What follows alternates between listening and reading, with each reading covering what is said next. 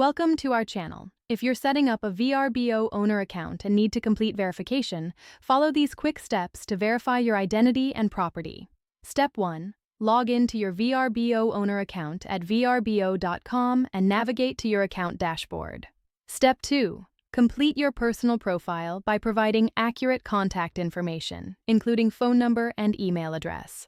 Step 3. Click on Account Settings and select Profile to access the Identity Verification section. Step 4. Follow the prompts to verify your identity by uploading a government-issued photo ID such as a driver's license or passport. Step 5. Provide any additional documentation requested by VRBO, such as proof of property ownership or authorization to rent the property. Step 6. Verify your phone number by entering the verification code sent via SMS to your registered mobile number. Step 7. Add your bank account information for payment processing. VRBO will make small test deposits to verify account ownership. Step 8. Wait for VRBO to review your verification documents. This typically takes 24 to 48 hours, but can vary depending on the complexity.